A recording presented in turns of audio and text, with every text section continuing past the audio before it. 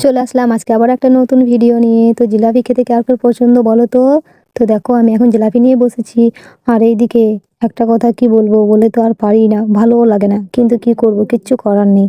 প্রতিদিন ওষুধ খাওয়া, এটা হচ্ছে আমার অসহ্যের বাইরে, কিন্তু কিচ্ছু করার নেই।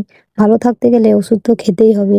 আর এই 3 বছর ধরে আমি ওষুধ খেয়েই যাচ্ছি, কোনো সাড়া শব্দ, ভালো কিছু বুঝছি না। কবে যে আমি সুস্থ হব আমি নিজেও জানি না। তা ভগবানের প্রতি আমার বিশ্বাস আছে যে আমিও সুস্থ হয়ে যাব। তো এদিকে দেখো সন্ধ্যাবেলায় বাবা হাটে গিয়েছিল। তো হাট কি কি নিয়ে আসলো সেটা একটু দেখি। তো হাটে থেকে বাবা আলু নিয়ে এসেছে, বেগুন নিয়ে এসেছে। বেগুন মানে যার কোনো নেই গুণ। আর আমি বলছি বেগুনটা দেখো কত বড়। বাবা বললো অনেক কম দামে মিললো, সেই জন্য আমি নিয়ে আসলাম। আর আমার বাবাও কিন্তু বেগুন খেতে ভীষণ পছন্দ করে।